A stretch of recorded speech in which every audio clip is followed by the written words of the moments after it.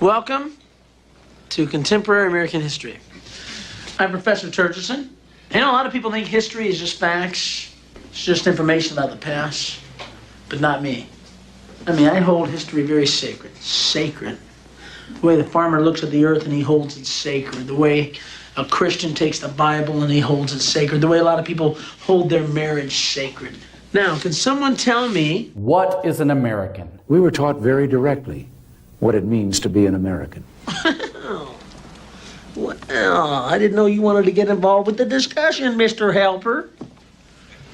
But since you want to help, maybe you can help me, okay?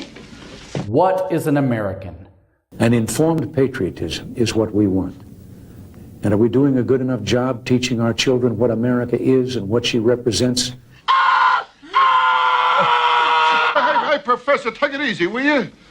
I mean, these kids, they were in grade school at the time. And some things have changed. As for those who create the popular culture, well-grounded patriotism is no longer the style. We've got to do a better job of getting across that America is freedom, and freedom is special and rare. If we forget what we did, we won't know who we are.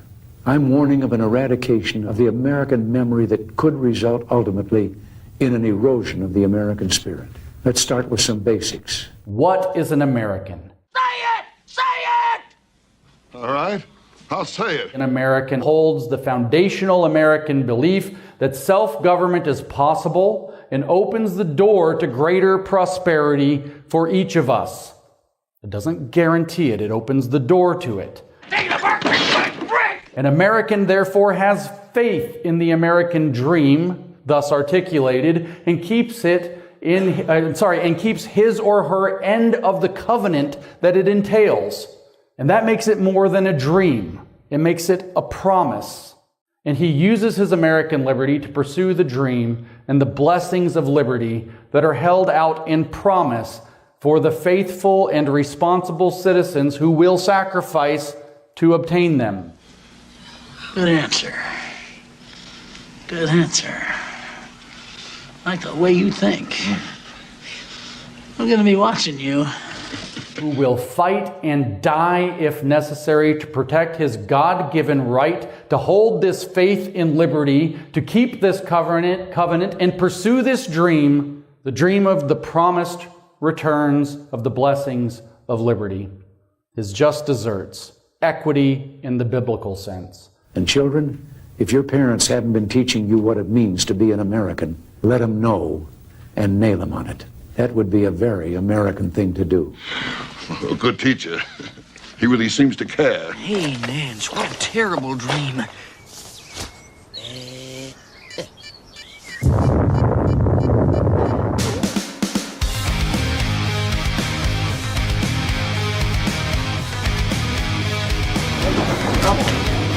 Gentlemen, this is Democracy Manifest. What is the charge? Eating a meal? A succulent Chinese meal?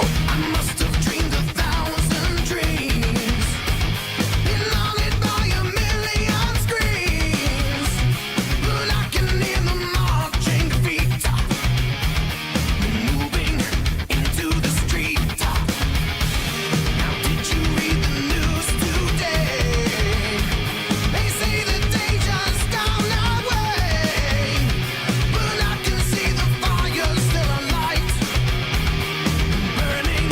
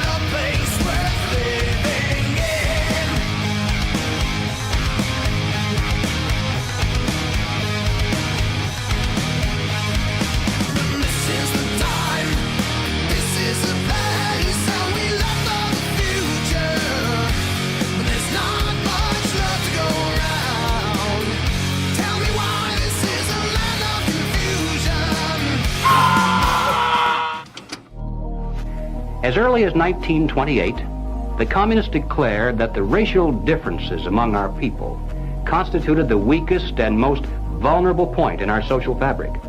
By constantly probing and straining at this one spot, they calculated that eventually the cloth could be torn apart and that Americans could be divided, weakened, and perhaps even set against each other in open combat.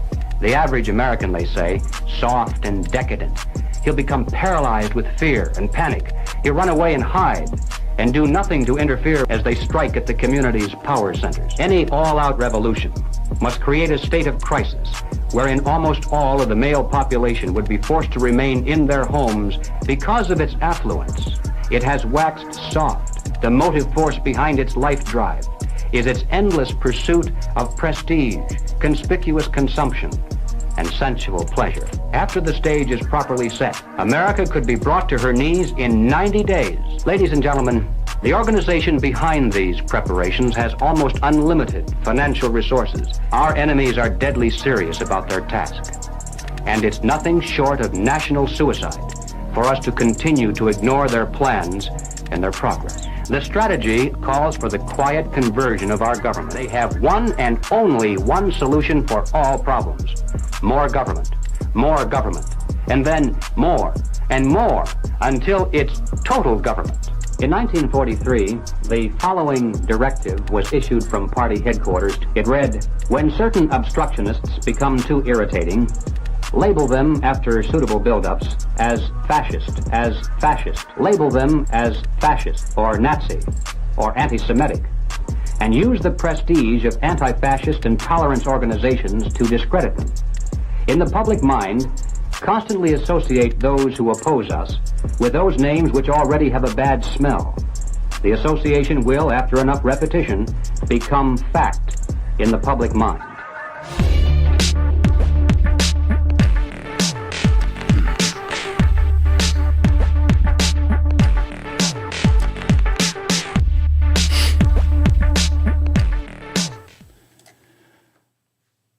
What is an American?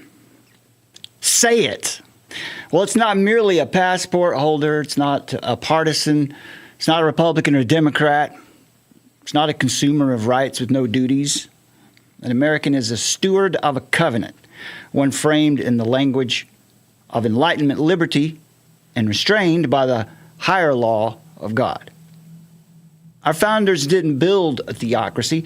They didn't found a Christian nation, but they built a republic whose freedoms assumed a people who fear God, people who tell the truth and keep their word and restrain power because they know the human heart needs restraint. Again, as Franklin warned, we were given a republic if we can keep it. Tonight we're taking up this charge we heard earlier from James Lindsay. Keep the covenant of liberty by believing in it, primarily, and participating in it. As James said in this piece, hopefully you'll get to see the full piece later. That was the final lecture at the New Discourses Saving American Liberty conference in Dallas last week. It's not an idea. America is not an idea. You hear that a lot. It's more than an idea. It's a covenant. American liberty. That's what America is, right? It's liberty, and American liberty is a covenant.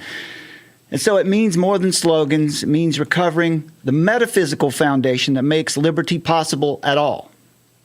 Truth that is transcendent, moral law that doesn't bend with poles, doesn't change with generations or ages.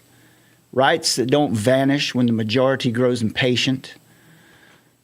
When liberty is unmoored from truth, it's not liberty anymore. It's license on the way to tyranny.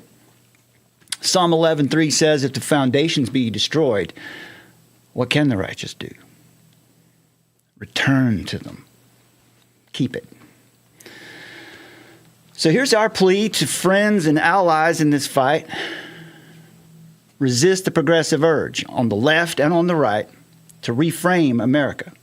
The left tells us the Constitution is a living document to be reshaped by modern tastes, populist right, answers with its own shortcut, seize the institutions, swap our people in place of their people, and use power to fix what power broke. Tautology. But sunder liberty from its moral root and reduce self-government to a contest of bosses. There's a better way.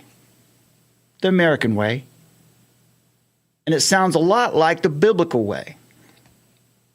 Persuasion over coercion, law over will, spheres of authority rightly ordered under God in church, in family, in vocation, and local life.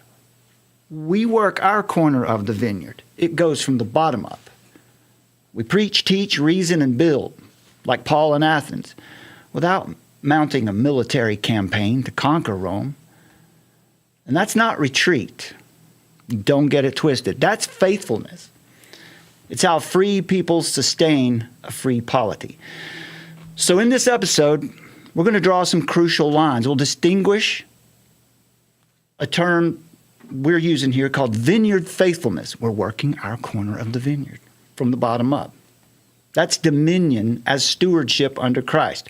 We're going to differentiate that from counterfeit projects of power like integralism, particularly Roman Catholic integralism, now repackaged as Christian nationalism, that would like to wed the church to the state. And, of course, we'll look at seven mountain mandate or seven mountain dominionism that swaps the Great Commission for a conquest mandate. Of course, you have to include in there technocratic dominionism. And we'll show why mislabeling these categories hands ammunition to the very ideologues who seek to erase America's foundations. We don't want to fall for the progressive urge. We'll make the positive case. The reformed stream that shaped our constitutional order insists that rulers are servants under law. There is no other system that presupposes that or can back it up. The idea that power must be divided and that the people's virtue is the first guardrail of liberty. So what is an American? An American is a keeper of a trust, someone who knows that rights require righteousness, that freedom requires truth, and that consent of the governed collapses without the governance of conscience, without the moral law. So tonight, let's recover this truth. Let's believe the covenant, participate in it, and reject every counterfeit that promises salvation through seizing the heights. Christ's kingdom is not of this world, and precisely because that's true, this world can still know the blessings of ordered liberty. It's a republic if you can keep it, so let's keep it. Let's welcome to the show the lovely Summer. It's good to be here. Welcome. Here we are again. Here we are. Another crucial segment. Yeah, I'm gonna installation of info. Yeah, we're gonna look at about at least about 3 articles we're gonna show you tonight, and I wanted to also do this quickly, just run through a few of the last shows and ideas that we've had. Freedom is not autonomy. Freedom is not autonomy to do as thou wilt. American liberty is grounded in and restrained by the moral law. And we heard this, we did this show a few weeks ago. Should the Ten Commandments be posted in public schools? Many people say no, that is fundamentally, diametrically opposed to the Constitution. In fact, that's not true. The Constitution, the Bill of Rights, presupposes the Ten Commandments. And you'll hear people say, well, it's okay. In fact, you'll see it right here. That's what Courtney said. I think the Ten Commandments are wonderful. I think that, people who, use them as their moral code, a guide, that's great. Well, if it's just a good moral guide, then why do you get so bent out of shape when they want to put it in the schools, right? So anyway, we got blocked by her because we asked some questions. Anyway, that's not what we're here to talk about. We will talk a little bit more about Doug Wilson tonight because it's just ridiculous at the mischaracterization from his clear words and actions. We did this, our last show here was the Cognitive Liberty show, Battle for Your Mind, a term which we think is not that helpful, could be even quite dangerous, right, Summer? That's right. And we'll share this Hannah Arendt quote before we get started. What makes it possible for a totalitarian or any other dictatorship to rule is that the people are not informed. How can you have an opinion if you're not informed?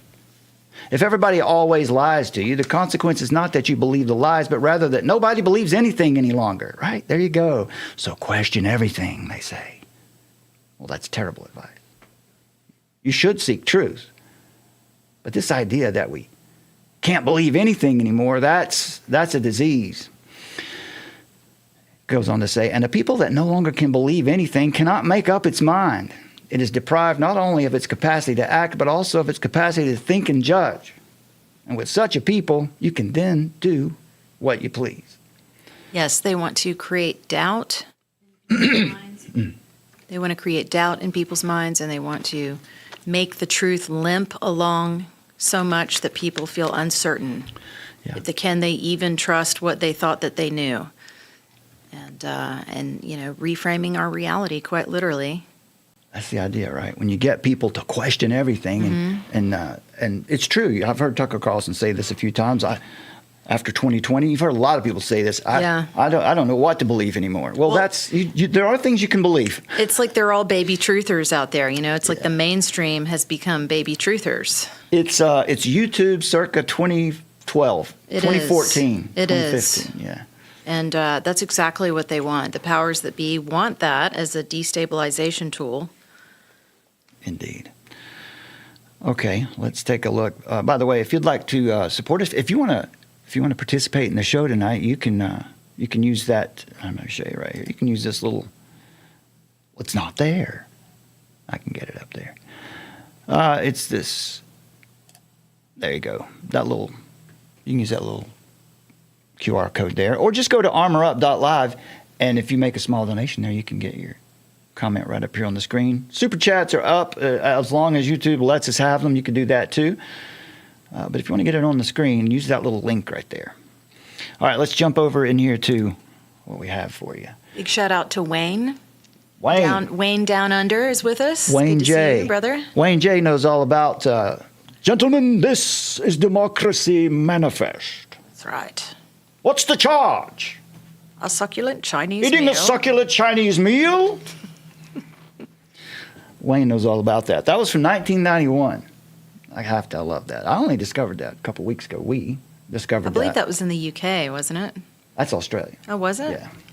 Oh, yeah, it was. Wayne J, Sorry, I'm Wayne J confusing. sees I'm it. confusing, yeah. He's got it. He knows. He's like, yep, that's the where. Mad Sheila's it in the was. chat, too. Good to see you there. All right, let's talk about this most recent article, and then we'll work back through the last couple. The Progressive Urge, American Liberty, and the Tyranny of Good Intentions. Well, what is that all about? Well, like it says here, a crucial call to our friends in the fight to save American liberty. We have to avoid the progressive urge, which is the tyranny of good intentions. People think that they're doing a good thing by suggesting that religion has no place in the public square in the debate over American liberty. Again, that's the idea that it's okay to separate the founding from its metaphysical foundation. But meanwhile, nobody balks over the fact that social emotional learning is theocracy in Right. disguise. Yes, and Or sorry, that's, not theocracy, the theosophical faith. Yeah, and in disguise. I'm going to play a clip here in just a minute where Wilson makes that point really Right. clear. So let's work down to that. The founders did not establish America as a Christian nation. They established it on Enlightenment principles, but knew very well that individual liberty must be framed and restrained by the moral law of God. Now, that's what people want to today feel like we have to separate. We can't talk about the moral law of God when the founders so clearly.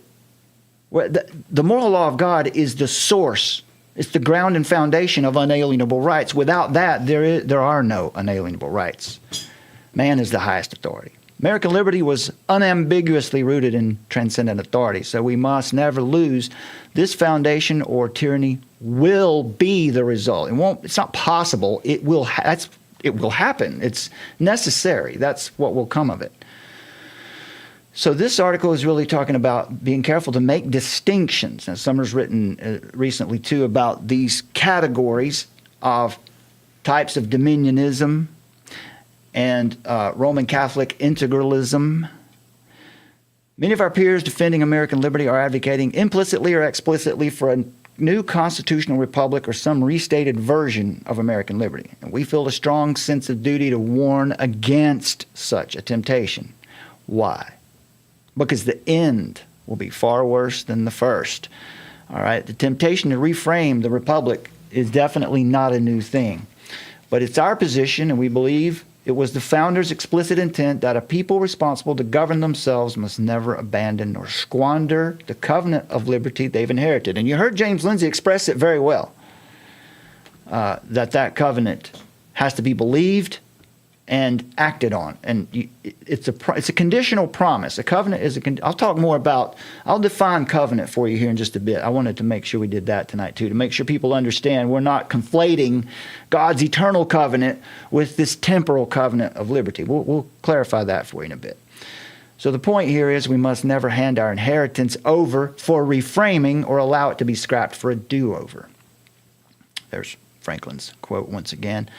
So how do we keep it? First of all, you have to be careful to make clear category distinctions or you will fall into the progressive trap. Right? The progressive trap generally is postmodernism, or the idea of relativism, that these truths, as particularly the Constitution, any text really, can be interpreted and changed as morality changes, as our desires and needs change.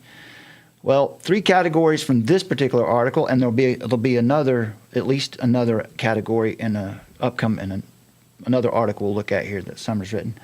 3 categories we'll cover here in this particular article, though, are Roman Catholic integralism, repackaged as Christian nationalism. We'll look at a major figure who we've heard use this terminology, which is J.D. Vance. Also, dominionism. The ism there is the important part. Of course, it is a biblical command to take dominion, but this is dominionism, particularly in the 7 Mountain Mandate or 7 Mountain Dominionism. We'll look at the words of Lance Wallnau, who is really the most articulate and well-known of the professors of this today. Johnny Enlow, too. He's really one of, but he's maybe a little more wacky. Maybe people don't take him as seriously. I don't know. And then there's vineyard faithfulness, a term we're trying to use here to explain what we mean by dominion stewardship or faithful stewardship. And we'll look at Doug Wilson's words here. But to summarize, Vance's integralism, particularly Roman Catholic integralism, seeks institutional coercion. 7 Mountain Mandate seeks material conquest, but this vineyard faithfulness submits to Christ's authority. Only one of these is faithful to Scripture and aligned with American liberty as envisioned by the founders. So we can set the record straight a little bit more here. We've heard it over and over. We read it in, according to Turner's The Phoenix Conspiracy, that Doug Wilson is trying to take control, he's part of that group trying to take power. He's aligning with Washington, D.C., and he's stockpiling weapons with the technocrats. He would like to persecute burn the you. Constitution. He would like to persecute you, right? Yeah. To burn the Constitution. He wants to flog. He wants to do everything, Right. terrible. Well, let's listen to what terrible. he actually says here. Depending on what they've heard, I would want to assure them that the fact that we differ over who God is or differ over ultimate reality does not give me warrant to persecute you. So we're going to talk about this because the Christian faith does not advance by the sword. The Christian faith advances by preaching, the sword of the Spirit, planting churches, preaching, declaring, etc. So I'd want to visit with them. I'd want to imitate what the Apostle Paul did all through the book of Acts. He comes to Athens and he preaches Christ and the resurrection to a city full of idolaters, but he doesn't mount a military campaign. Doesn't mount a military campaign. Interesting, huh? Because that is exactly the claim. Mm-hmm. that we read in the Phoenix Conspiracy. Yeah. That Doug Wilson is part of the movement trying to mount a military campaign. Yeah. Or to take power by force. Interesting. Well, now, before we lay out these distinctions any further, we want to address this growing problem. Progressive media outlets like CNN and MSNBC have caricatured Doug Wilson as a dangerous theocrat. And unfortunately, some in the alternative media space, the ones we've already mentioned here, Patrick Wood included, who's platformed that particular article, surprisingly, in our opinion, and others whom we appreciate as fellow fighters for liberty, are echoing this very framing. The progressive urge. Doing things like conflating Wilson's biblical postmillennialism with Christian nationalism. And of course, Wilson is not afraid of the term Christian nationalism. He doesn't mind calling himself one of those things. But the problem is, people who are using the term never define it clearly. Not everyone. Mostly, especially if you hear it in the media and a lot of blogs, people just use it as a, what? A cudgel? And wasn't that your term the other day? Yeah, they use it to smear and to be a pejorative. Yeah, I think I wanted to mention this here. There was a particular post on Twitter that I responded to the other day where someone was saying where the Department of Homeland Security, I think it was, put a, it might be in the,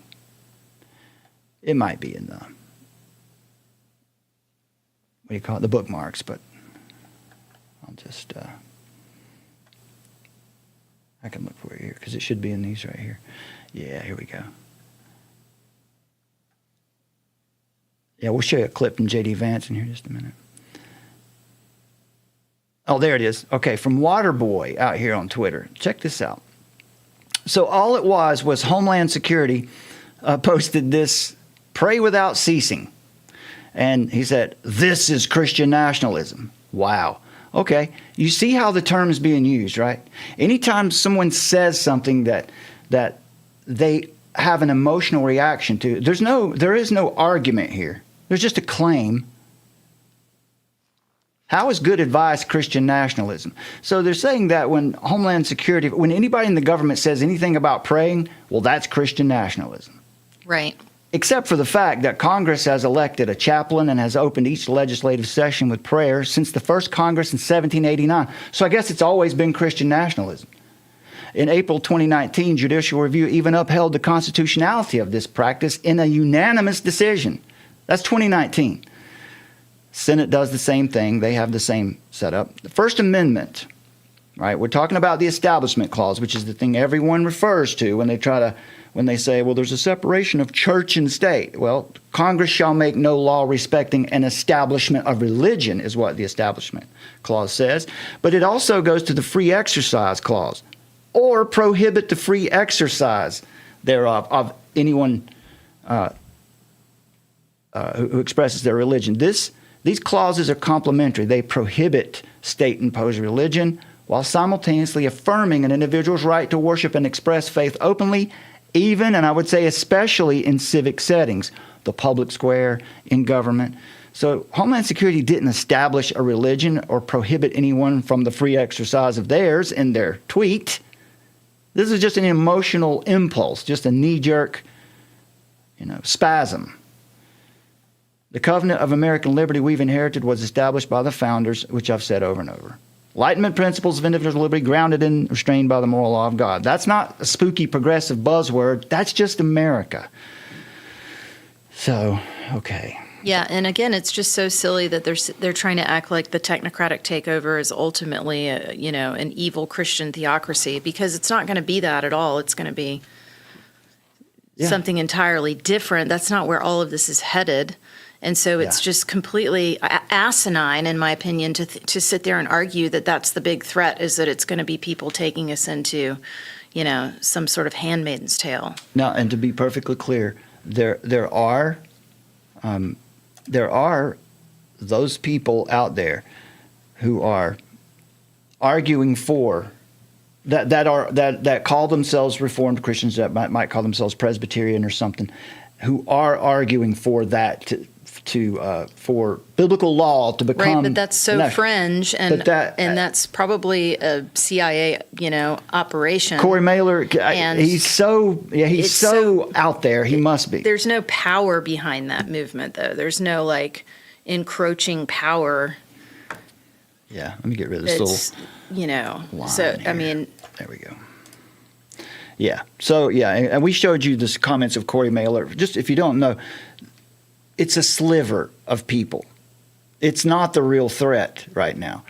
Corey Mailer, who calls himself a Christian nationalist, again with various definitions, but he calls himself a proud fascist, a proud racist, a proud ethno-nationalist, and it's just ridiculous. I know it's insane. But if you look at what the Great Reset is doing, Agenda 21 for the 21st century, they're doing everything they can to override rule of law, to bring us reflexive law, to totally take God and Christian morality out of the picture. That's what they're doing. So to sit there and argue that that's the big threat, is that it's going to be a Christian takeover, I mean, that's just, it's such a red herring. It's a red herring. Well, exactly, because the claim is that there's the bulk of that there are a lot of people out there who want to do this, who want to seize political power by force, particularly Christians. Well, the fact that Doug Wilson applies the term Christian nationalism to himself doesn't necessarily associate him with the commonly wielded media pejorative. That would be a devastatingly inaccurate association. Okay, now in this section here about the Covenant of American Liberty, I have covered that already, about how to honor our inheritance. So I'll skip through that. The progressive urge, we talked about this in the last show a little bit. Since the mid-20th century, with the empowerment of progressivism during the civil rights era, the left has recast the Constitution as a living document, a text whose original prescriptions must be updated to fit evolving standards of modern morality.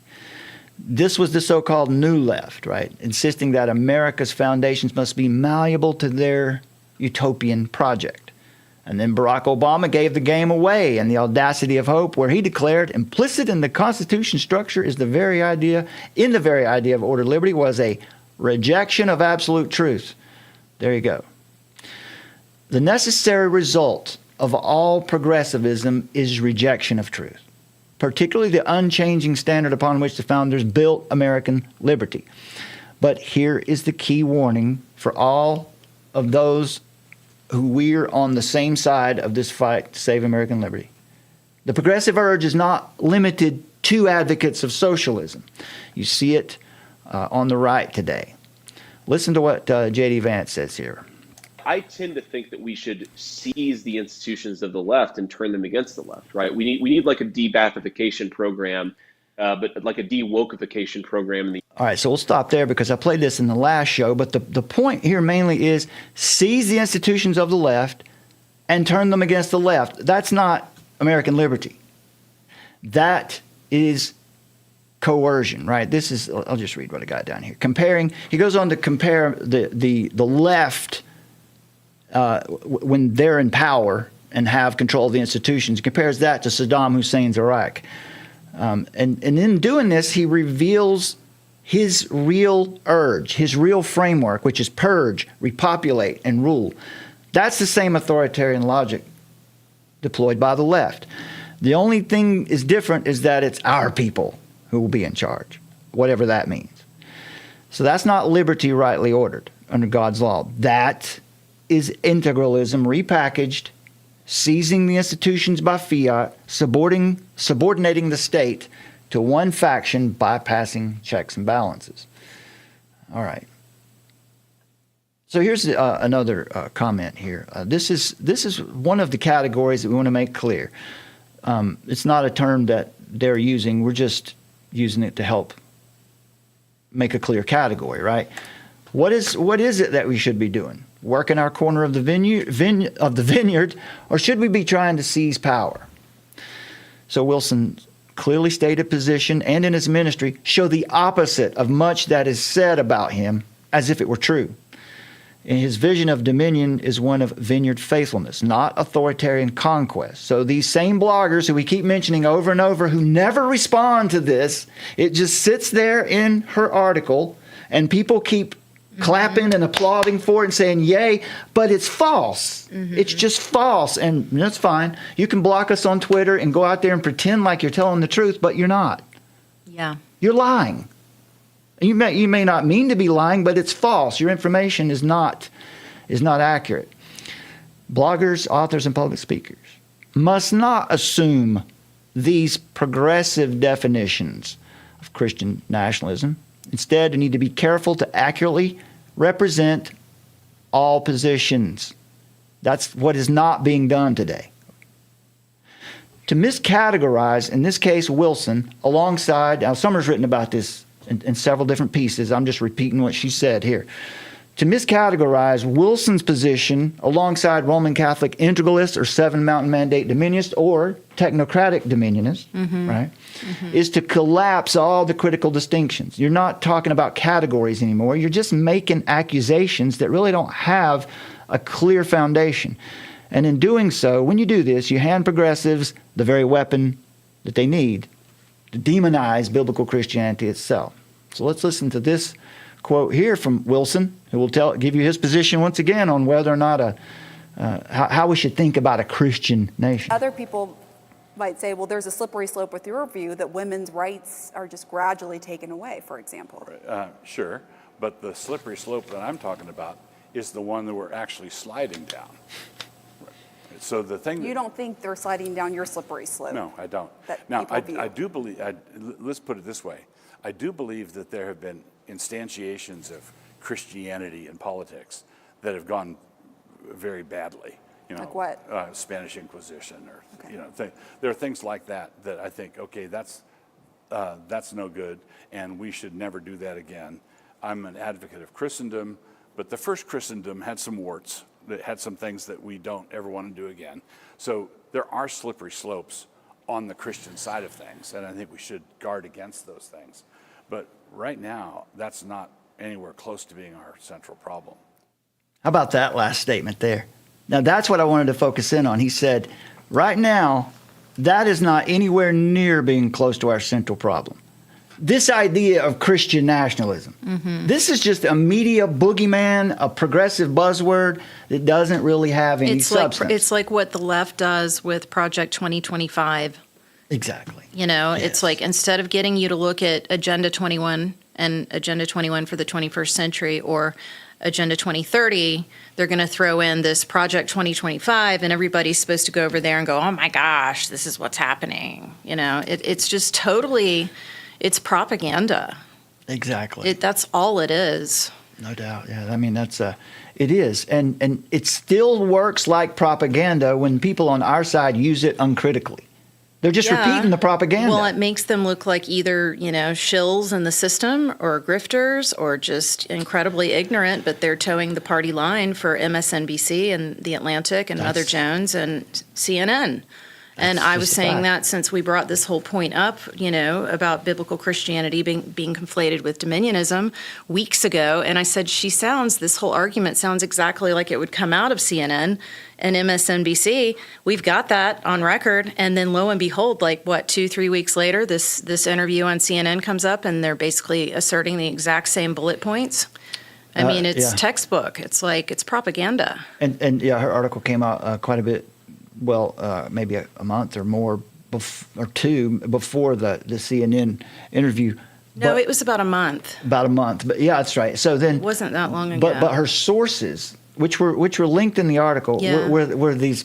We talked about this in the video where the most progressive denomination in America. Period. The most progressive Christian denomination, which basically equals Marxist. Oh yeah, liberation infiltration theology of Christianity. It's that blending of the social gospel with liberation theology, where they've got a Baphomet as God. Yeah, male and female characteristics. I mean, what a freaking joke. Yeah. But people just go, yeah, that's what's going on. Oh my gosh. Well, it must be, because that's what people on TV say. That's what my favorite YouTuber and blogger said. So that must be the case. Well, what you can see here in all of this is that it really is true that we're being nudged.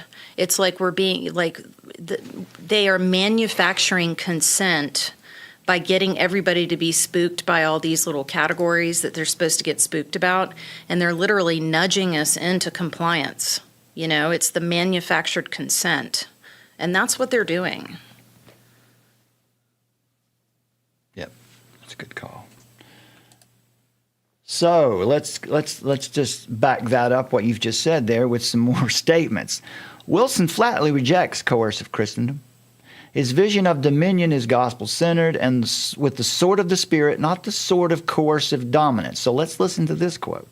But it sounds like, what your vision is from the writings of like R.J. Rushdoony, who is a Christian Reconstructionist. Would you call yourself a Christian Reconstructionist? Maybe small r Reconstruction. I was never a card-carrying member of that, but I read Rushdoony and I read Gary North and I read Bonson and learned an awful lot from them, but I never signed off on the entire project. But What part did you not sign off on? Oh, they were kind of an ornery lot and fighting with each other a lot, and I think some of the applications of Old Testament law were too wooden.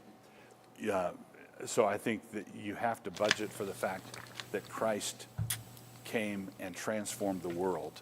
So when Christ died, the Old Testament law was crucified with him, and the Old Testament law rose again from the dead with him, but rose again transformed. And the family, the church, and the civil government buckets, where does the poor fit in helping the poor and the needy and the most vulnerable? Would that be up to the church? I have to stop it there because you hear what she's doing. Mm-hmm. She's falling back on the social gospel. Yeah.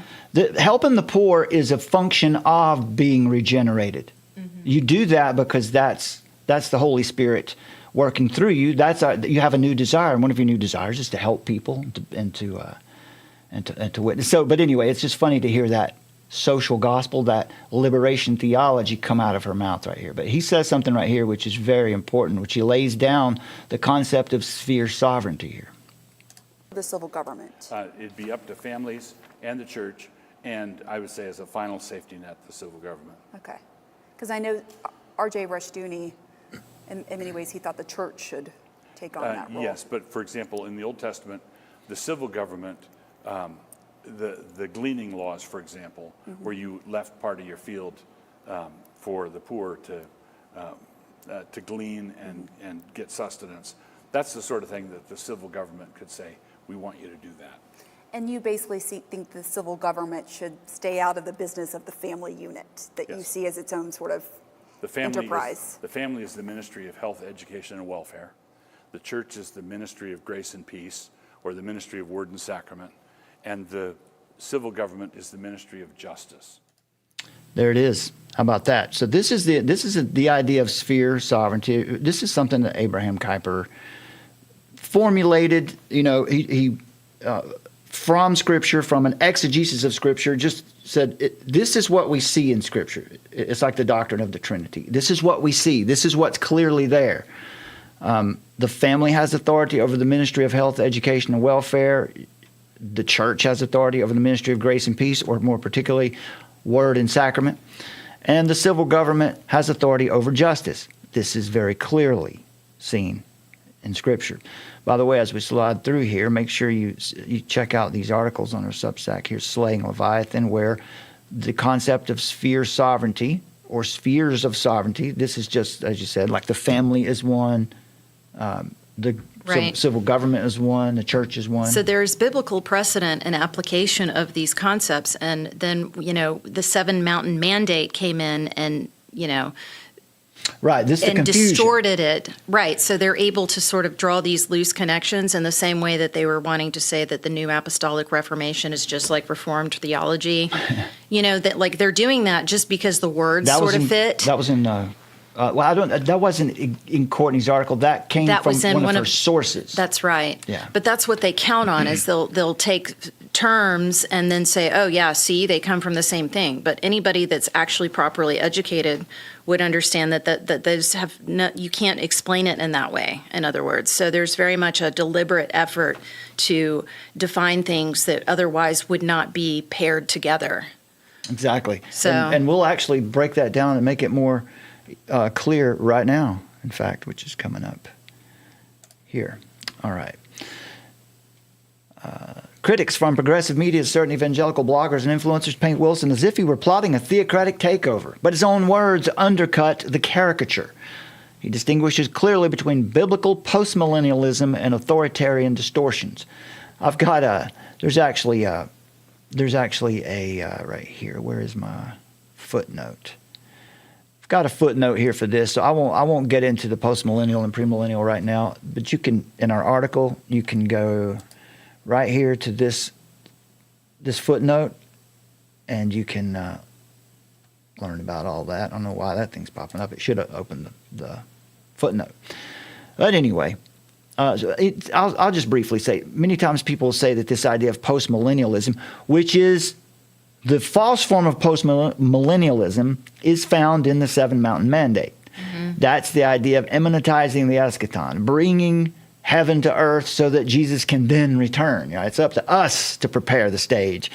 That's false postmillennialism. Right, and it comes back to the subversion in which the Roman Catholic Church has come in with integralism and gone in and subverted Protestantism through dominionism, and these are offshoots of that. So there's been an infiltration within the church and the Protestant side that came from the Roman Catholic Church to subvert the meanings and, put the wolves in sheep's clothing inside of the church so that they could point the finger and go, hey, look at this scary thing over here. That's what they all want to do. Aren't they evil?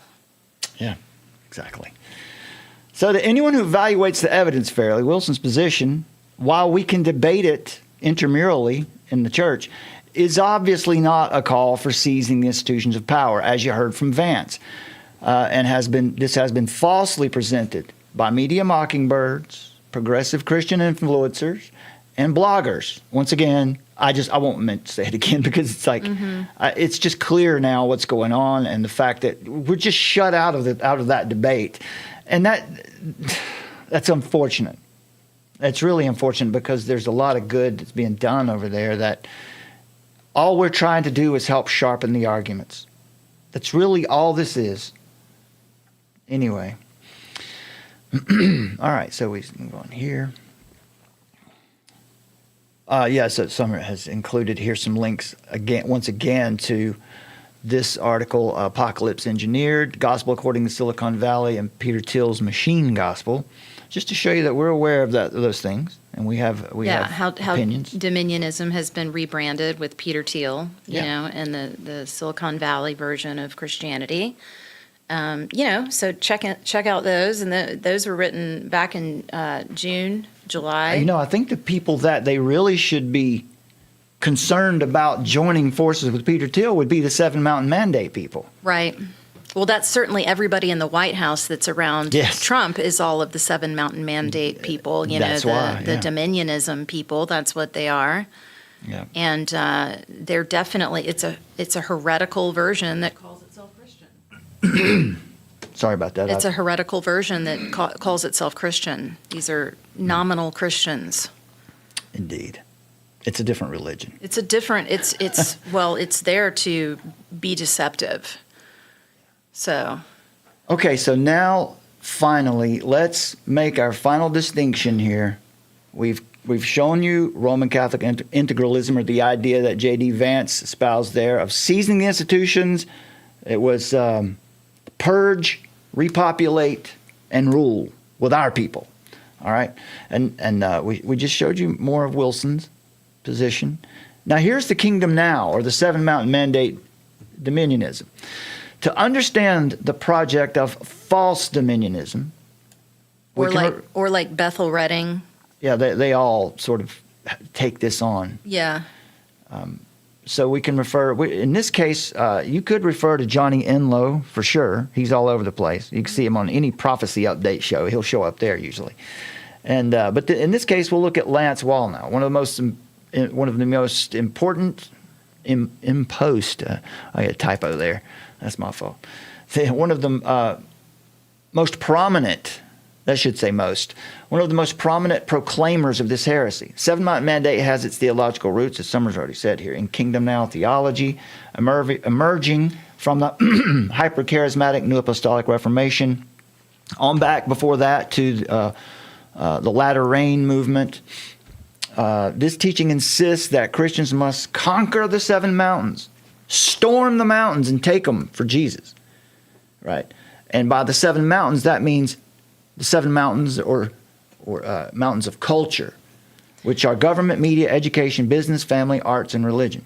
Right. So, like with the Peter Thiel's dominionism and what you're seeing, the Acts 17 collective out in Silicon Valley and everything. So, what they've done is instead of they've rebranded it, but it still is the same urge. Like they're telling those people, like these technocrats, these people in the tech industry, that they have a responsibility because they are so knowledgeable, and the people are depending on them, and we have to do this for the greater good. So it's a humanistic trap, but it appeals to that spiritual need.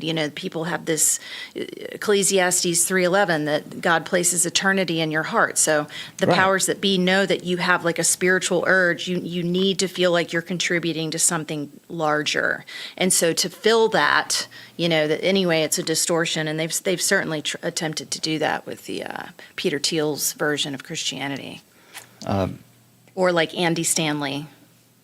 Or Anley Stanley. Anley Stanley. We have a joke. We always call him Anley Stanley. But the preacher, Ecclesiastes, also says that all is vanity and striving for the wind. Right. When it comes to this stuff. Or Oprah Winfrey's Christ consciousness. I mean, they're definitely again funneling, nudging, manufacturing consent. Okay. Now let's listen to Wall now explain his version of dominionism. Right, again, this is the framework, this is the idea of immanentizing the eschaton. That's just a 50-cent word for bringing heaven to earth, preparing the stage for Jesus, right? The church's mission is not primarily preaching the gospel. Preaching the gospel is just one of many things that we do. Now, there are other things than preaching the gospel, which is making disciples and building strong Christian communities. Those are good things, but this is top down. What Doug Wilson is describing is bottom up, working your corner of the vineyard. What Wallnow is going to describe here is capturing the institutions of power. Hi, I'm Lance Wallnow. I want to talk to you for a moment about this concept called the 7M mandate. In reality, it started with a conversation I had in the year 2000. I had been talking to Lauren Cunningham, who's the founder of Youth with a Mission. I'll clarify here. He's going to describe here the 7 Mountain Prophecy, which is the origin of the 7 Mountain Mandate, really. So this is something that was delivered to God, that these men received from God, a special revelation, right? Which we know what that, if it was special revelation from God, then it ought to be infallible, inerrant, and it should be in the Bible. But of course, these people don't really care about canon is closed. The sufficiency of Scripture, yeah. And Lauren was sharing with me about a conversation he had had with Bill Bright. The two of them were visited, actually, by the Lord within the same 24 hours. And God spoke to them and said they had a message to give the other man. And the message was that there are 7 molders of culture, or 7 world kingdoms, and that he who could take those kingdoms could take the harvest of nations. Now, this illustration is the way I see it. I look at it this way. I see those 7 molders of culture as being the religion mountain, as a metaphor for something you've got to take or climb. Then we have education, we could say, family. These are in no particular order of importance. They all represent the forces that shape societies and nations. Government, media, art, which is the entertainment mountain, and business, which is where we have the economics mountain happening also. Now, these 7 fields of influence are very powerful, so powerful, in fact, that he who occupies the top of those mountains can literally shape the agenda that forms nations. Okay, so let me explain to you the difference here. Again, this is seizing the institutions of power versus working your corner of the vineyard. Okay? Now listen to, take what Wallnow just said there, and I want you to compare it to what you hear right here. It will sound very, very similar.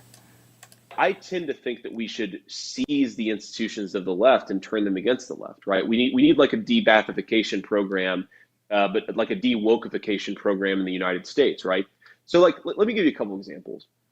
So one of the things I've always been very sympathetic to is this idea that we don't have a real constitutional republic anymore. What we have is an administrative state, right? The administrative state controls everything, right? So to the point that like when Donald Trump wins, he can't even sometimes get his people in core positions of authority in the administrative estate. It's like, well, do we have a constitutional republic? The founding fathers actually created a very powerful chief executive, a very powerful president. But if he can't even fire the people in his own administration, like, is this really a successful republic? So a lot of conservatives have said we should deconstruct the administrative state. We should basically eliminate the administrative state. Did you hear the term he happened to use there? Deconstruct the administrative state. Yeah, that term in and of itself it's signaling alignment. So just for clarity here, this is why James Lindsay uses the term woke right. Because you hear J.D. Vance clearly stating that we're going to deconstruct this thing that was already formed, and we have a foundation to refer to, but we need to deconstruct it because it's gone bad.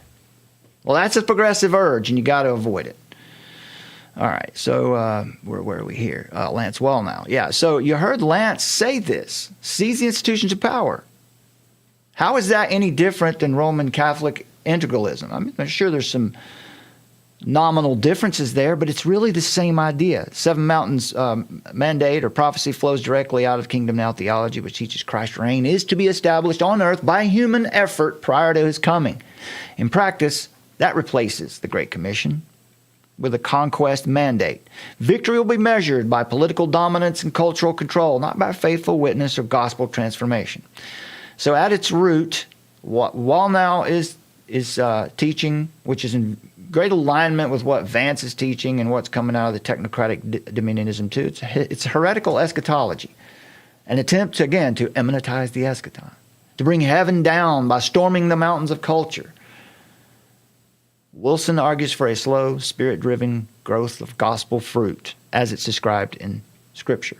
But what they're calling for is a theology of coercion disguised as revival. Listen to this. You see, if you're going to have democracy, my friend, it doesn't come about because you've got a smarter economic idea. Contrary to what a lot of liberal-leaning economists in the United States want to think about. You actually have to realize that where the Spirit of the Lord is, there's freedom. And if you want to see freedom economically or freedom culturally or freedom politically. That is not the kind of freedom that verse he just tried to quote is talking about. It's freedom from being enslaved to sin. It has nothing to do with what he just said. Mm-hmm. You have to honor God because Satan, with his powers in second heaven, is just waiting for democracies to fail so that he can raise up totalitarian, popular movements that are going to be speaking for the frustration of the masses. Because you know what the problem is?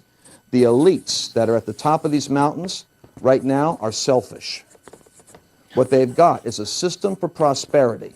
What they don't have is a system of ethics and values.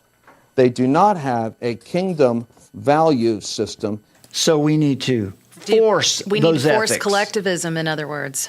Right, forced ethics. Mm-hmm. I mean, that's an oxymoron. We're going to force those ethics. And so the number one reason why democracies are failing is because of corruption. Ask anyone right now, you see heads nodding up and down. Anyone who travels the world in business or in ministry will tell you the issue is corruption. The foundation of the prosperity of nations is going to have to be the teaching of Jesus. The good news is you can do that covert or you can do that overt. You can be, like I always say, you could actually be following that thing from Jehovah Rophi, Jehovah Nisi, Jehovah Sidkenu, or Jehovah Sneaky. And keep in mind, because he's God talking has a about. way of, Did you hear that? You can do Jehovah Sneaky. Right, you can do it covert, and that's Bill Johnson at Bethel Redding, who we know is very much a New Apostolic Reformation. Yeah, that's his big thing. Seven Mountain Mandate, is we can be covert. So that's saying that you can be sneaky. You shouldn't lead with the gospel, he says. Right. You don't have to lead with the gospel. You don't have to give the gospel directly. You can be sneaky and covert, whatever means necessary. Yeah. That is not from God. No. Getting into positions, companies, businesses, nations, and communities before the devil even knows what got in there, because the gospel is bigger than just the church mountain. It's the gospel that covers the whole earth. So show me where in Scripture we're ever commanded to directly war with the devil. Now, we're to war with our sin and our flesh, and we're to kill that, but it is not our call to go out and do war with demons. Not our call. No. You see demons being cast out in the New Testament, but that is not normative. That's not something that we're commanded. We're never given clear instructions on how to do that in the Bible. And that's because it was for a sign at that time, so the Jews would see it and believe. Well, yeah, just the fact that they would, try to put the two terms New Apostolic Reformation in with Reformed theology and say that that's the same movement, that it's coming from the same place. And then the idea of the seven spheres and how that does have a biblical application, but it's been distorted and it's been tainted. That's just classic, devil move 101, where that's what he does. He just goes around and tries to distort every angle of truth that he can, so that people don't understand, they don't have a foundation. He's just all about, let's destabilize this idea, let's corrupt this idea, let's twist this idea. So, nothing new under the sun, except for the fact that a lot of people, because they don't have proper education, and then they just get sucked away in all of these narratives. Because their desires are still worldly. They still have the same old natural desires. So the summary of these distinctions really is vineyard faithfulness, dominion stewardship, preaching persuasion, discipleship, local faithfulness. Have we mentioned that here ever? That you should be focused on your local government before you ever pay attention to what's going on up there in the circus. Preaching persuasion, discipleship, local faithfulness, family, church, your job, your vocation, and your own town. The power of that is word and spirit, not sword and state. The result of that is the nations will be discipled by conversion, not coercion.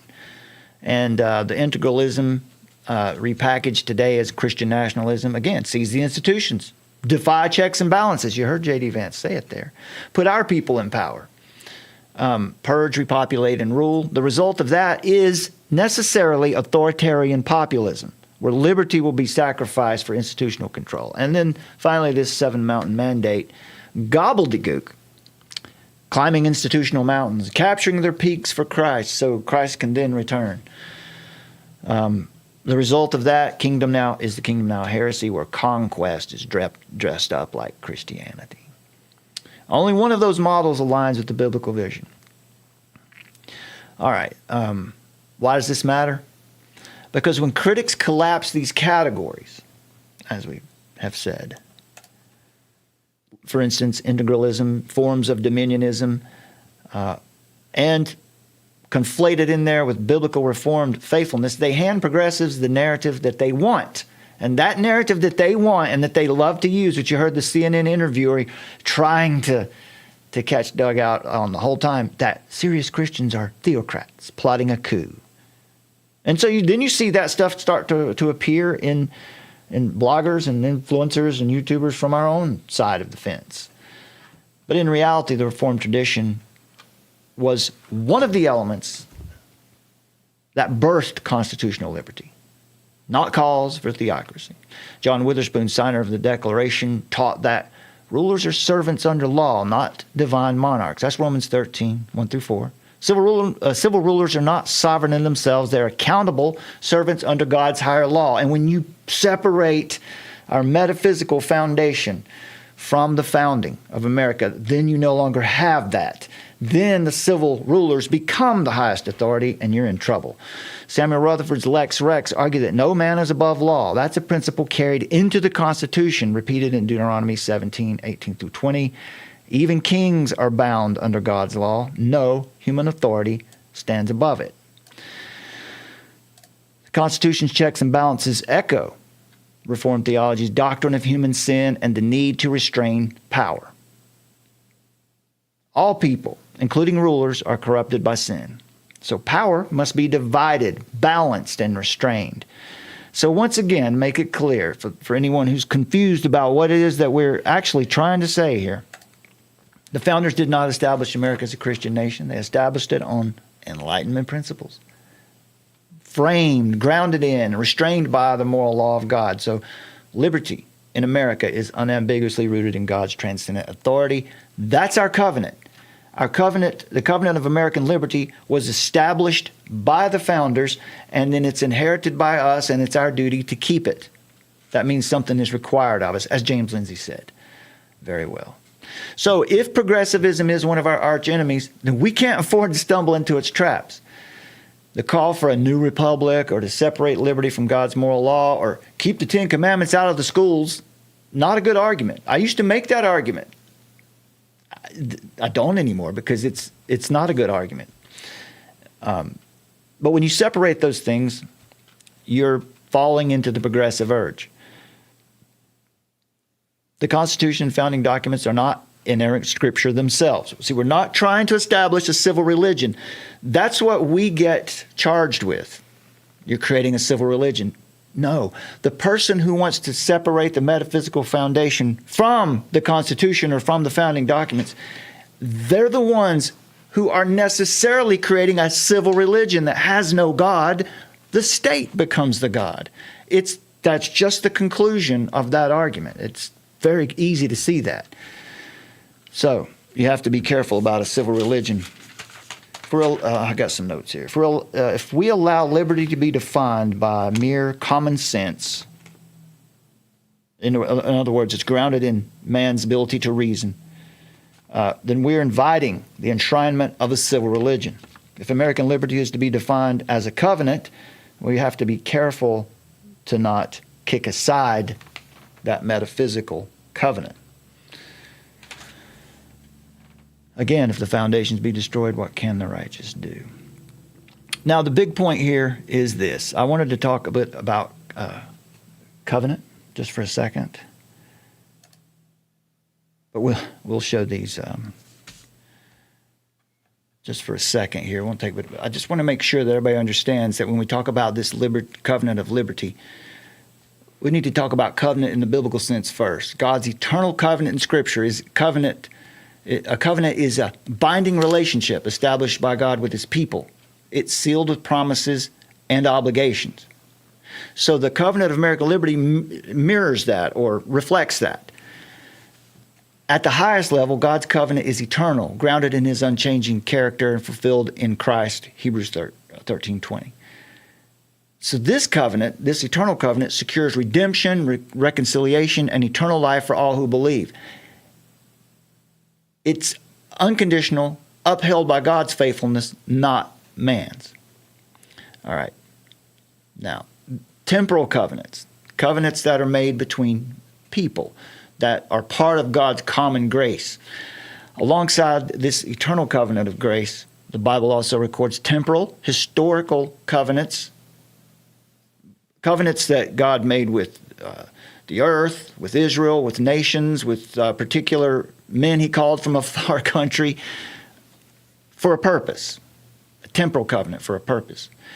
Agreements, and also between people, agreements tied to specific peoples, times, and conditions.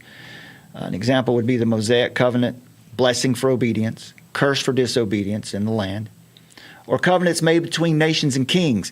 These are real and binding covenants, but they're not eternal. They're conditional promises meant for a particular context. Now, American liberty is a temporal covenant too. In this sense, it's between the people.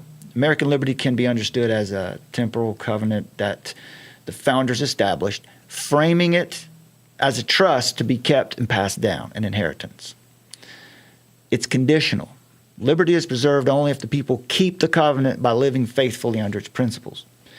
But what makes the American covenant unique is that even though it's founded on Enlightenment principles, that it's not infallible, but it was consciously restrained and grounded in the moral law of God. So the founders recognized that that was crucial. Liberty can't stand apart from that metaphysical truth. Rights are called unalienable because they're rooted in the Creator, not because the government decreed it. Without that transcendent anchor, rights collapse into preferences and power games. So we're not saying liberty is a part of God's eternal covenant of redemption. We're saying it's a temporal covenant of ordered liberty that requires faithfulness to God's moral law if it should endure. Now, the other stuff we have for you here, we had last week we did a show here called Common Sense Cannot Save America. That's did on YouTube. It's also available over there on Substack with complete show notes. Look at that. Something new for you to check out there. You can follow along with the show. And Summer has also posted a couple other articles this week, right? These from this week. Yes. Integralism, dominionism, and technocratic dominionism. Again, this is another example of creating clear categories, distinguishing between these things so that they don't get confused and conflated like we see in the Phoenix Conspiracy and many other articles, blogs, and podcasts. So do you want to talk through this one? Is there a big point you want to pull out from here? Basically, the idea here I'm seeing too is that like Doug Wilson said, this Christian nationalism thing, this idea of Christians taking over and creating a theocracy is really not America's big problem right now. No. Theosophical faith being disseminated, spread among in the school system. Yeah. They're discipling the children. Right. That's a big problem. It's embedded in the school systems. You know, whether we cut ourselves off from the UN or not, it's already there. It's embedded, and that's what they're teaching, and they've done it in a secularized language, in a sort of a clinical language or just a mindfulness language. But really, it's Eastern mysticism, and it's funneling people into Alice Bailey and Helena Blavatsky's Theosophical Worldview. And so that's where it's all headed. It's not going to head toward, the other claims that they're making. So, I like this first paragraph here. Okay. This is a good one. Yeah. Listen to this one, folks. Influencers, grifters, the ignorant, and establishment outlets like CNN and MSNBC have churned out breathless propaganda warning that Protestant Reformed Christians want to take over government and overthrow the Constitution. The talking point is repeated so often you'd think Geneva's shadow army was about to storm Washington. But this smear is not new. It's recycled fearcraft from a ruling class desperate to brand faithful Christianity as extremism. So they just want to make sure that no one can bring any metaphysical claim into the public square, even though they certainly do make them. Right. They want to make sure that Protestantism, in other words, and what happened with, holding off tyranny back in the day, they want to make sure that that's squashed. So they're demonizing us directly. This is a good point right off the top here in this article, that dominionism is a straw man. Mm-hmm. That's a good point. Yeah. The fact that we just saw that, right? And you read this in the articles we've been talking about, that they call, the CNN interviewer there, I can't remember her name, but she was just assuming, her presupposition was that Doug Wilson was a dominionist, and he said no. Right, but they always hide that term from everyone because they don't want you to go and be aware of what this dominionism means. Yeah, that they want to hide that from you. Right. Again, it's about the dominionist heresy. Again, is about ushering in the kingdom. It comes by human effort, and that you got to seize the institutions. Dominionism was never part of mainstream Reformed theology. It emerged in the 20th century out of Pentecostal and Reconstructionist circles, effectively a strategic graft of, again, Roman Catholic integralism, not from the classic Reformed confessions. Right. So, and that's something that we've been writing about for months now, just reminding everybody about. And you guys know that the Roman Catholic faith is the face of Christianity. It's the globalists are fully aligned with the Roman Catholic faith. Everything the Pope has done over the last years, I know we've got a new Pope in, but it's all about the Sustainable Development Goals and climate justice and all of the things. They're they are one and the same. And I would argue they always have been. They've always, this humanistic satanic urge, if you will, they've always been in cahoots trying to overthrow the true biblical faith. This is, right here is the good point, or this really sums up what you're saying here. The aim is not to warn against tyranny, it's to demonize biblical faith itself and clear the path for the United Nations civil religion of equity, sustainability, and interfaith unity. Real Christians, Protestant Reformed, or any other true regenerate Christian is not looking to overthrow the Constitution. It was Reformed theologians and Christians of that day that helped build it. We're not looking to seize power. We want rulers restrained by law and people free to follow God according to conscience.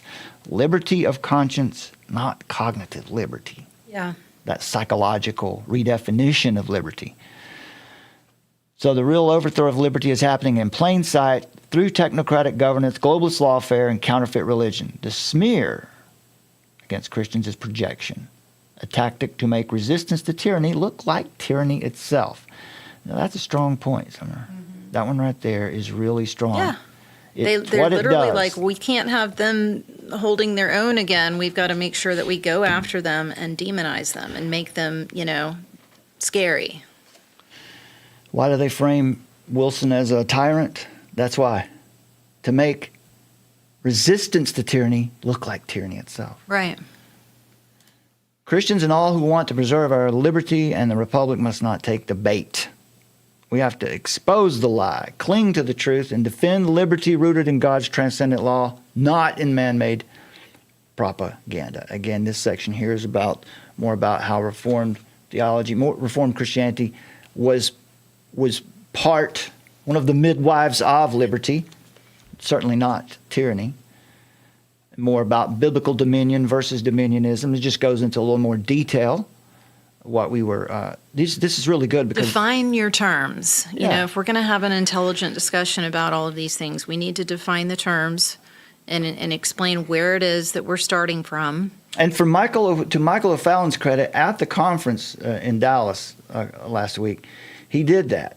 He defined Christian nationalism as Roman Catholic integralism with Protestant characteristics. Right. Which is, I would agree with that wholeheartedly. Yes, but he could have gone in deeper to explain that more. So that I felt that was lacking. That's what we do. And then we come along overall, behind he wants to say that it's China that's taking over. Look at their takeovers everywhere. And I just don't think that that's true either. I think that doesn't go far enough. So.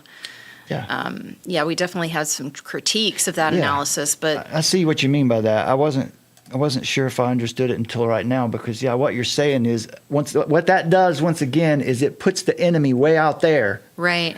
Yeah. The enemy is right here. Yeah. The First enemy of all, it's is in our right heart, here. And it's in our nation. It's in our nation. They're trying to train us into thinking that everything that we've ever stood for has been evil and wrong. And they want to say that China is the big boogeyman, and actually China is just the new HQ for the globalists. I mean, the BRICS alliance is on board with the SDGs. This is a complete fiction. If you think, it is incubated in the Chatham House through Jim O'Neill and the Great Reset and Davos, like the BRICS multipolar.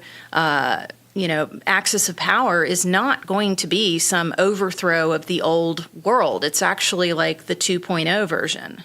So to sit there and say that it's China, it's China, it's China. That's just like, no, that's not what this is. That's not where this is all headed. This is a good section here on integralism where it goes into a little more detail. So you can see how Roman Catholic integralism, which began on the auspices of taking the gospel to the world, but of course very quickly you can see here how it was corrupted. The mother of fusion. So tell me if this doesn't sound like what people call Christian nationalism today. The doctrine that the state must be subordinated to the church, with civil rulers serving ecclesiastical ends. In 1302, Unum Sanctum by Pope Boniface VIII. It is absolutely necessary for salvation that every human creature be subject to the Roman pontiff. Sounds a lot like what they call Christian nationalism, doesn't it? Thomas Aquinas and later after Aquinas, Jesuit theologians argued for state authority to be bent toward divine ends. In practice, this blurred heaven and earth, making salvation a matter of political obedience. So integralism invented the template. Religion fused with state power to manage society, not by gospel witness, but by coercion and institutional capture. Again, it's just very clear now. It's just hopefully this is helpful to everyone, because what Summer's done in these previous articles too is really show you the categories. I'm trying to tell you what I'm going to tell you and tell you what I told you. And I'm trying it. to keep saying the same things, just a little bit better, a little bit sharper. Yeah. Even this thing about, Rome is being used as the gold standard, not because it is faithful to the Bible, but because it's institutionally recognized as the global face of Christianity by secular and international power structures. And so the Roman Catholic Church, with its global infrastructure and diplomatic status, is used by global powers to define the contours of acceptable Christianity. So Rome is being used to erase true Christianity. And all of this is SDG, Sustainable Development, approved. No doubt, yeah. And we saw all of that back when you saw that religious liberty. No, it was the Day of Prayer, the National Day of Prayer. Yeah, the Day of Prayer, where it has all the brain flourishing, and it literally has all the SDG. And at that particular points. day, they had that ecumenical prayer going on. Right, All which these is faiths. Roman Catholic integralism. Yeah. So that's where, keep going, because World we're going to talk Council of about the Churches. scissors. Yeah. So this is a good piece here on the dominionism, heretical Protestant graft. Again, the idea here is ultimately that through liberation theology out of South America in the 60s, worked its way into the United States. But before that, the social gospel was firmly planted coming out of the 19th century, at least, probably a little earlier, but we can find its origin in the 1800s. The social gospel, again, meaning that it's about the gospel should be seen through the lens of the poor. That's how we understand the gospel. And then that gets blended with liberation theology and social gospel get mixed. And then how Fallon defined Christian nationalism as Christian nationalism is a useless term. It doesn't need to be there. It's just something that they throw out there to create a boogeyman, a straw man. Okay, so I'll keep going in this particular article. Yeah, because I want to get to the point of... here are the scissors, yeah. Yeah. All right, so in our digital age, dominionism has been repackaged for Silicon Valley and Davos. Stadium revivals are out. Tech summits, ESG scorecards, and SDG dashboards are in. Integralism and dominionism are the scissors. You want to explain that? You want to just read do it? you want to put the graphic up there? Okay. This one right here? Yeah. Okay. So integralism and dominionism are the scissors working against biblical faith and liberty of conscience. So the two blades cutting from different traditions. So you've got, again, the Roman Catholic integralism, and then the infiltration of that into Protestantism, which is the dominionism. And so they act as, a pair of scissors. By using both of these weaponized factions within the church, they're tearing the church apart. I mean, that's the strategy, in other words, that we're trying to outline here, that Rome's integralism weds church and state under ecumenical control, presenting itself as a gold standard to Christianity and to the watching world. Its logic was later weaponized through liberation theology and was exported into Protestant circles, producing dominionism, like what we've been talking about, and the social gospel, subverted imitations that repurposed biblical language to justify capturing the state for religious ends. Both blades are now plugged into the global technocratic machine, much like the elites use the woke left and the woke right as two blades to slice apart our liberty, constitutional rights, and moral heritage.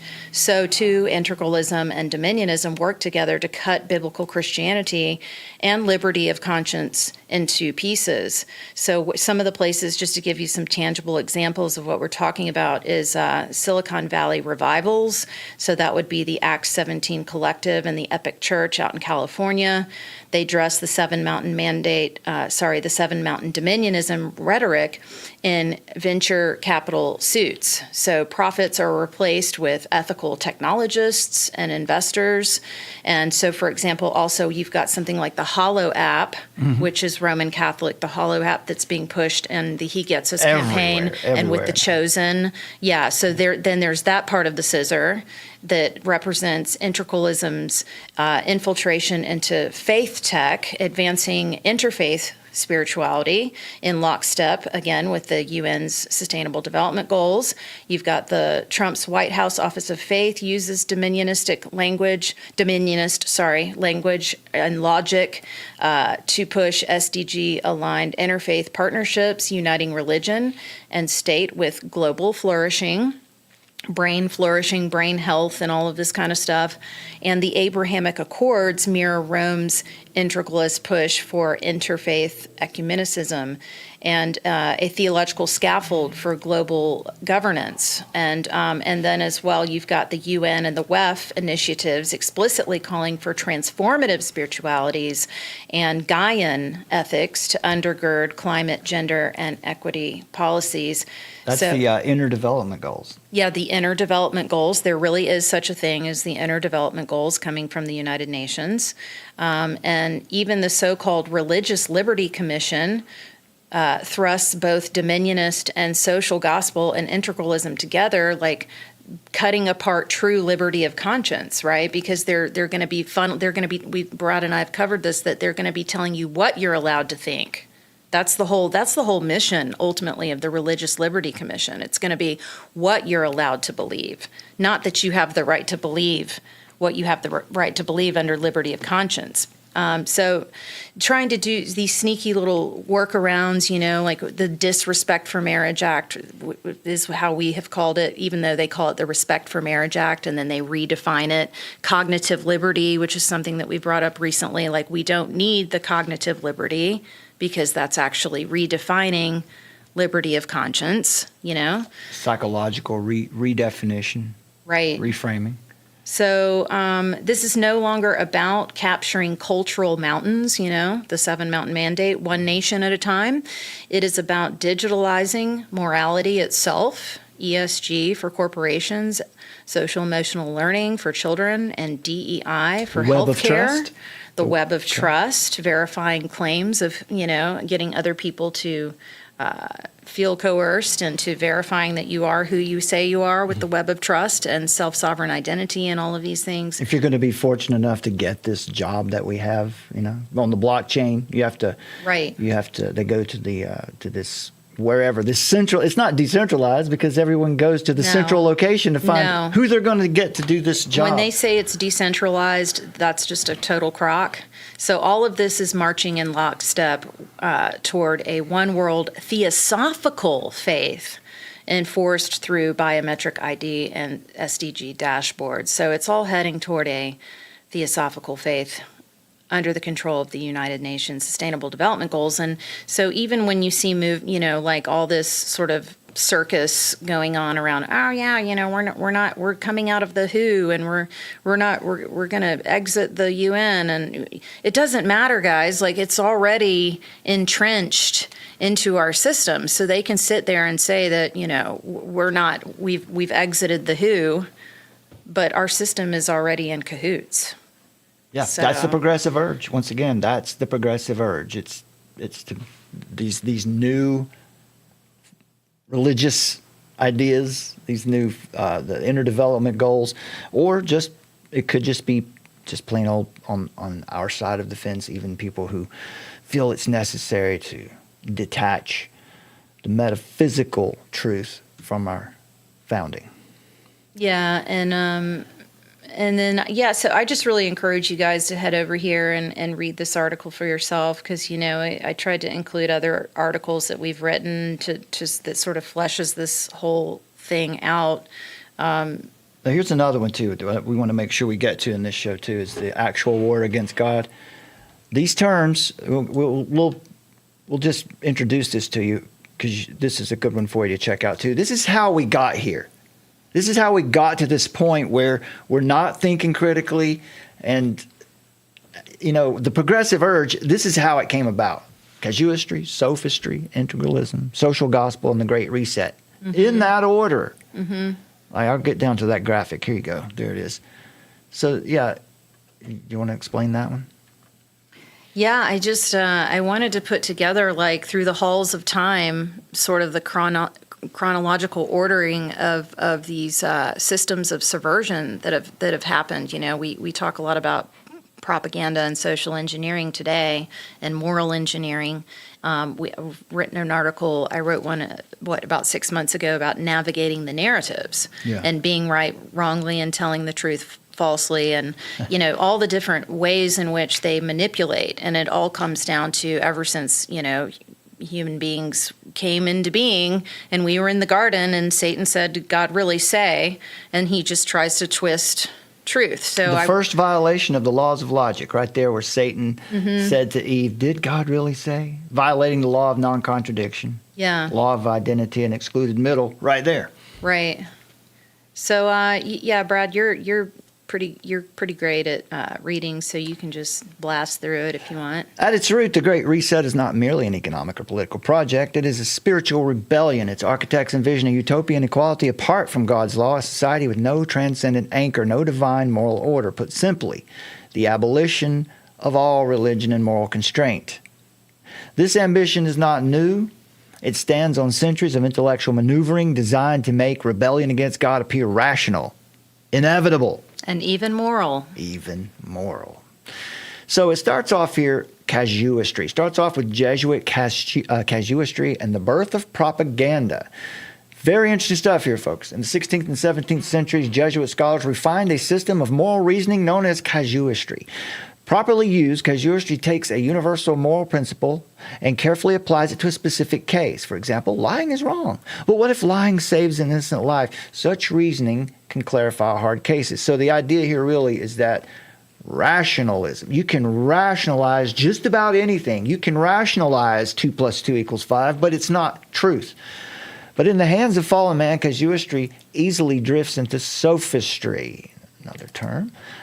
High casuistry became infamous for hair-splitting distinctions that let people justify questionable actions while still wearing the cloak of morality. What should have been a tool for wisdom became a device for evasion. Let me make this a little bigger. In this corrupted form, casuistry is essentially propaganda. Persuasive reasoning divorced from truth. Adam Weishaupt, ding, ding, ding. We're back to the Illuminati, the greatest hits of the Illuminati. Adam Weishaupt, founder of the Bavarian Illuminati, studied this that's system. in fact what we're living in right now. Well, yeah, I mean, their mission is being realized. This is a very important part of this is an important part of the story. You can't not talk about what's happening to us now without talking about Adam Weishaupt. So. Yeah. Well, he wielded the methods of casuistry, not to strengthen moral reasoning, but to dismantle it. Weishaupt openly argued for the abolition of all religion and ethical constraint, presenting rebellion as liberation and lawlessness as progress, which is right in line with the early feminist movement out of Mary Shelley. Yeah. And I get excited about that because I like to tell people about Charles Darwin's grandfather, and that matter has that inanimate matter has its own spirit. It can come to life by itself anyway. So sophistry, from Athens to the Great Reset. If casuistry is at its best was meant to apply truth carefully to hard cases, well then sophistry is something darker. And sophistry goes, really has its origins all the way back among the Greek philosophers and the sophists, those who would make arguments for the sake of arguments. The sophists of ancient Athens were not seekers of truth, but masters of manipulation. Their craft was not aimed at discovering what is right, but at winning the argument, twisting words to gain advantage, regardless of what is true. Sophistry is not about applying truth, but distorting it for advantage. It thrives in the gray zones, manufacturing doubt, relativizing morality, and dressing lies in plausible language. Sophistry is the art of making the worst argument appear the better, of manipulating perception until justice itself seems unjust, and vice appears virtuous. So are we not living in those times now? That brings us right into critical constructivism, critical constructivist epistemology, which is woke. And that's what critical constructivism is. This is what our schools are founded on now. This is like the core doctrine of public education today. It's not that there's a deposit of wisdom that kids come to school and they receive that deposit of wisdom. Now, all perspectives are valid and true, and we come together and produce new truths. Yeah, it's all about unwinding everything that we thought we knew. I mean, that's what they're doing it in all fields of study. That's right. As it says here, this is the exact spirit we see in critical constructivism. In casuistry corrupted and in today's cognitive warfare. Sophistry provides the mechanics, the techniques of distortion, the weaponization of ambiguity, the clever redefinition of words. Once truth is severed from God's revelation, sophistry always fills the void. The Apostle Paul warned of such deceit. See to it that no one takes you captive through philosophy and empty deceit, according to human tradition, according to the elemental spirits of the world, and not according to Christ, Colossians 2:8. So the Great Reset's appeal to equity, sustainability, and liberation is simply sophistry repackaged for the 21st century, persuasive words, masking a rebellion against God's order. So when Catholic integralism fed into liberation theology, the result was a theology that made the church a handmaiden to Marxist revolution. That's why woke today carries religious DNA, because its categories of justice, sin, and redemption were first corrupted within a theological framework that blurred heaven and earth, eternity, and politics. So that's another piece of the puzzle. Another piece of this puzzle is the revival of Roman Catholic integralism, and we're going to tell you here that's what people are really trying to say when they argue about Christian nationalism. Historically, integralism claimed that the state must submit to the spiritual authority of the church, uniting throne and altar in one social order. In practice, this always blurs the line between divine law and institutional power. Today, globalist elites have revived the form of integralism, but hollowed out its substance. The aim is not to uphold transcendent moral law, but to replace it with a new counterfeit religion. Integralism becomes a covenant framework, a way to fold all faiths and consciences into a state-managed spirituality. There you go. Coexist. A state-managed spirituality. Coexist. That hides. This is what we really need to be worried about, the fact that this theosophical worldview is in the schools, hiding behind academic and behind academic language and the language of therapy, as though it's not really a religion. They have already violated the Establishment Clause. Yeah, they've actually violated it. So people argue about the Ten Commandments being posted in public schools, but they don't seem to be too concerned with the fact that a religion is being taught. Right, because when you hear like Patrick Wood and Courtney Turner, and they're talking about the third leg of the stool, that you need this religious component, you know, this is the third leg of the stool. It's theosophical. Yes, I think so. It's the theosophical religion. This new faith system recycles the serpent's old promise, ye shall be as gods. It's a religion of human self-deification and planetary worship, a creed that elevates Gaia, Mother Earth, or Terra as sacred, while denying the Creator who made heaven and earth and holds all things together by the word of his power.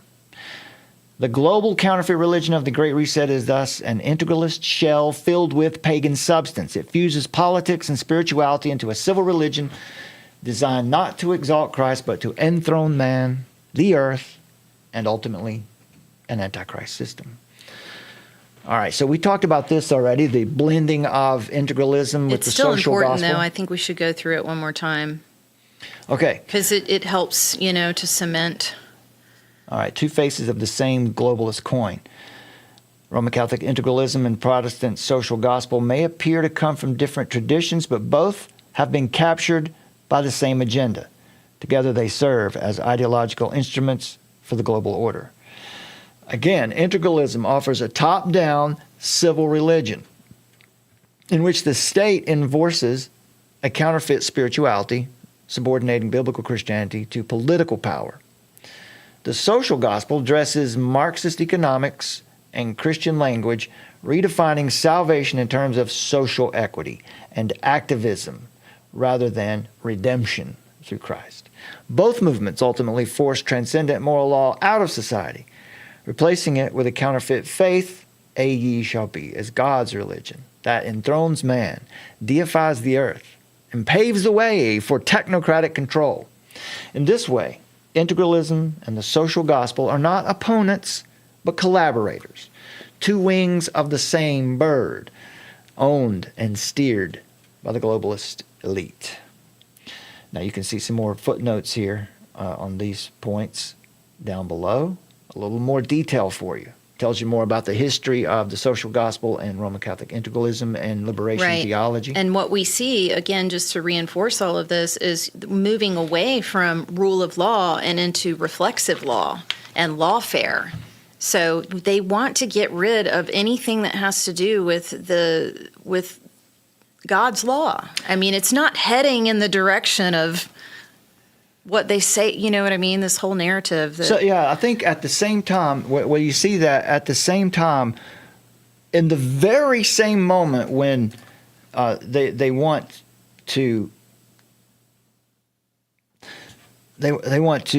expunge the metaphysical foundation from the founding, or they want to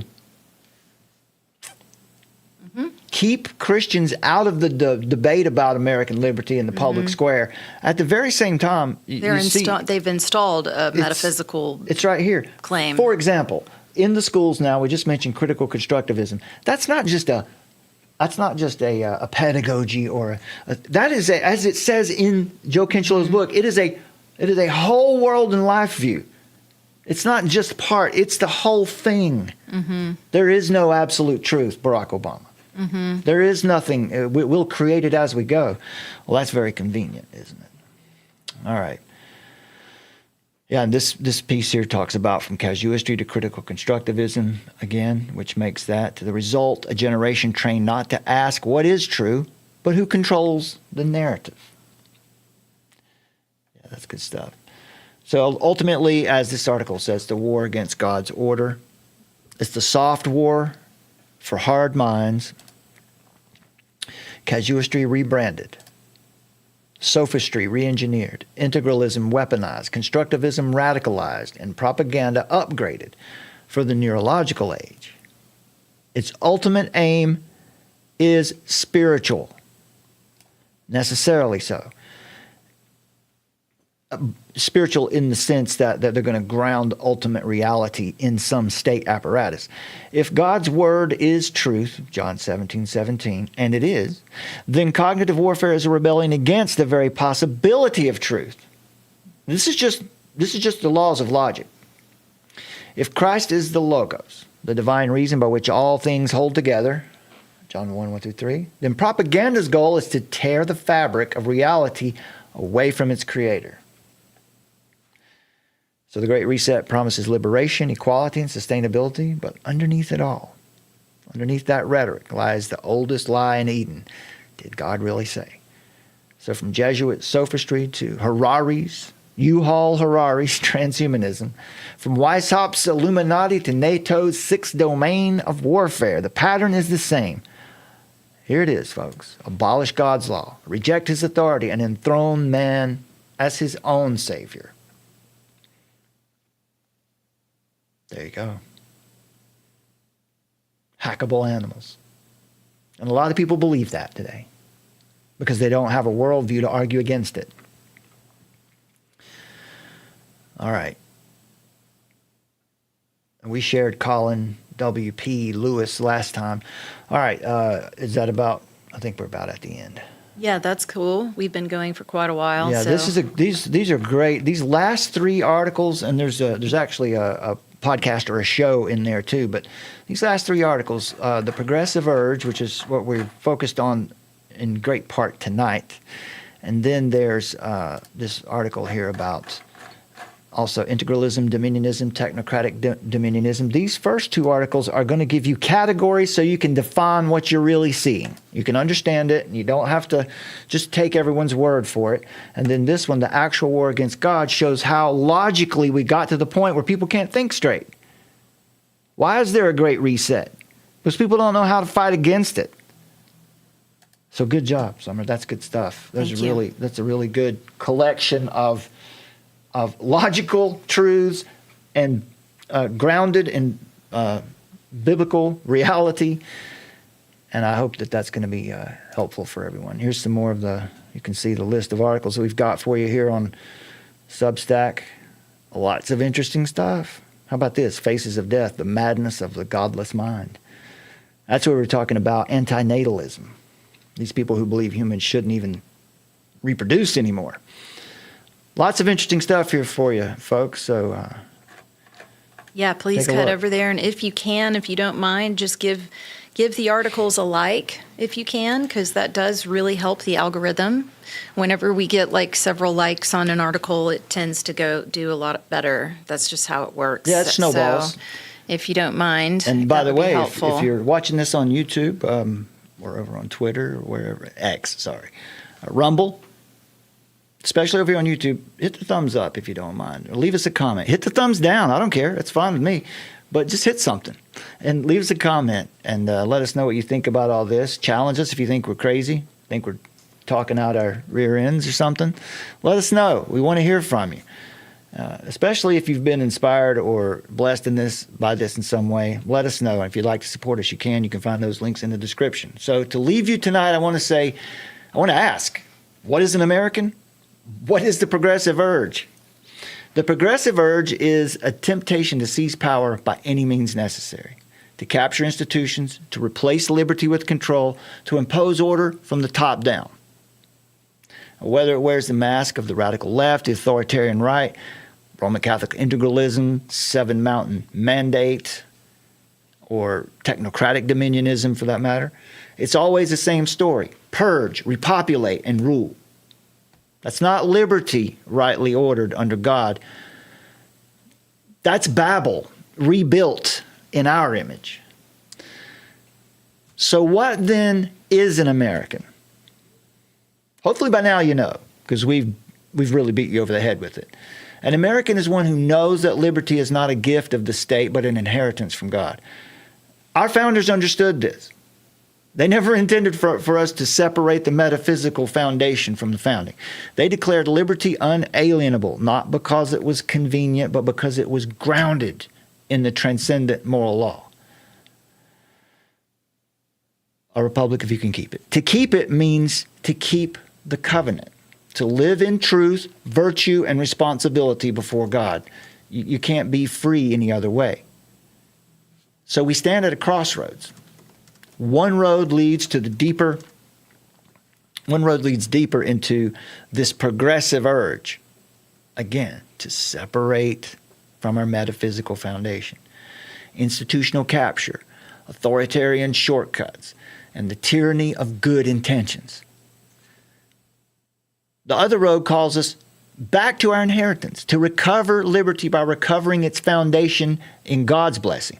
To be American is to believe in, to value, and to honor that inheritance by keeping the covenant with the author of liberty, the author of truth.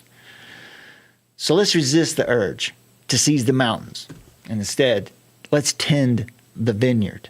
Let's just work our little corner of the vineyard over here in our bottom-up project.